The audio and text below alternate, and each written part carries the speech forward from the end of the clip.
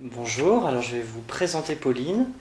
Pauline, c'est ma femme depuis le 21 novembre 2009, donc on est mariés depuis 1 an et demi.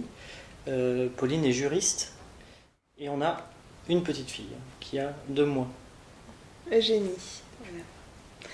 Et bon, je présente mon mari. Alban travaille dans une entreprise et il est responsable d'une fondation. Quand j'étais célibataire, j'avais l'habitude de donner, mais c'était de façon très ponctuelle et très désorganisée. Un peu comme Pauline, j'avais pas d'habitude du don régulier, donc je faisais effectivement des dons ponctuels. La question du don en couple s'est posée une fois qu'on s'est installé, qu'on a gagné notre vie. Et puis d'un commun accord, on s'est dit que notre situation nous permettait de donner 5% de nos revenus tous les mois. Le lien avec l'Évangile a été pour nous important, puisque c'est vraiment une façon de s'imprégner d'une charité entière et régulière, c'est-à-dire vraiment de s'engager personnellement dans le don. On a lissé nos revenus sur l'année et on a pris vraiment 5%. Donc on s'est dit tous les mois ça représente à peu près je crois 150 euros.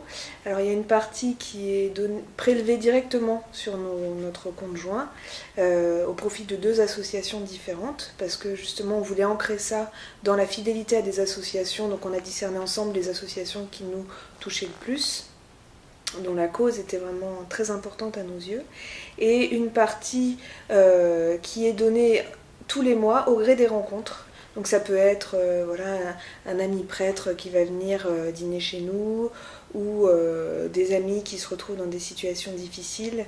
Ces 5% ne nous appartiennent pas, dans la mesure déjà où on s'habitue à vivre sans, et à vivre en dessous de nos moyens. Donc c'est déjà une éducation personnelle qu'on a choisie ensemble. Et donc c'est vraiment comme un budget qui est consacré de toute façon à cette cause.